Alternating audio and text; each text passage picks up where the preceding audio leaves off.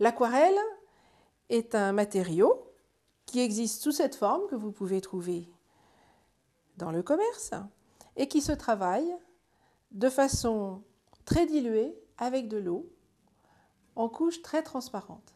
Alors ça s'utilise sur un papier plutôt épais qui supporte bien l'eau, de façon à ce qu'il ne gondole pas trop et qu'il ne vous gêne pas pendant le temps du travail. On peut aussi fabriquer l'aquarelle en utilisant des produits très simples, c'est-à-dire du pigment et de la colle. Alors pas n'importe quelle colle, de la gomme arabique, qui est une résine d'arbre, qui a la particularité de rester diluable à l'eau, même quand le produit est sec. Je rajoute un peu de gomme et on voit broyer le pigment. L'action que je suis en train de réaliser, ça s'appelle broyer le pigment. Ça consiste à enrober chacun des grains de pigment de colle. Encore quelques grains à écraser, auxquels, pour garantir une meilleure dilution de la peinture, une fois qu'elle aura séché, puisque vous avez vu que dans les petits godets qui sont ici, la peinture est dure, elle est sèche.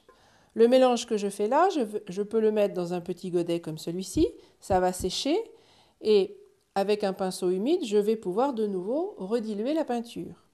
Pour que cette opération se fasse plus aisément, il faut ajouter à ce mélange une goutte de glycérine. Et si vous n'avez, alors ça se trouve à la pharmacie, la glycérine. Et si vous n'avez pas de glycérine commodément, vous pouvez aller dans votre frigo et vous mettez une pointe de couteau de miel. Ces deux ingrédients permettent d'augmenter le pouvoir mouillant de l'eau sur ce mélange. Une fois que le mélange est fait, soit on s'en sert tout de suite, soit on le met dans un petit récipient. Alors moi, tout ce que j'ai trouvé de petit, c'est un petit coquillage, mais n'importe quoi fait l'affaire. Si j'en avais fabriqué davantage, j'aurais utilisé un bouchon de, je sais pas, un couvercle de boîte de pot de confiture, un couvercle comme ceci, c'est très bien. Et une fois que le mélange a été mis, vous le laissez sécher. Voilà, et vous pourrez, une fois qu'il sera sec, remouiller et réutiliser. Alors, si vous avez des accidents dans la fabrication, c'est parce qu'il faut que vous fassiez des expérimentations sur le dosage entre la colle et le pigment. Plus vous mettez de colle, plus votre pigment sera encollé solidement et plus il sera évidemment difficile de le remouiller. Inversement, si vous ne mettez pas assez de colle, votre pigment se mouillera si facilement qu'il va se diluer et s'effriter et dans le courant du travail, vous verrez réapparaître les grains de pigment qui seront mal liés. Voilà. Donc ça, c'est une question de dosage à faire. En plus, je ne peux même pas vous dire exactement la recette précise puisqu'elle est différente selon la nature du pigment.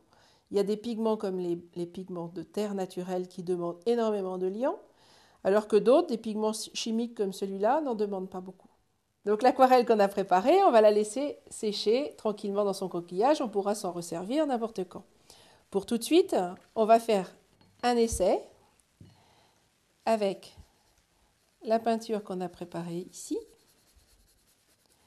Et vous verrez qu'en l'utilisant avec de l'eau, on obtient des tons d'une grande transparence.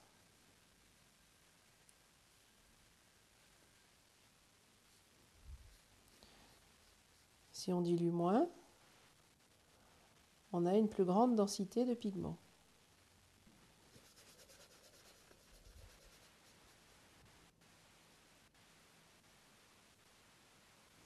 Et en fait, si on prend beaucoup et qu'on superpose un grand nombre de couches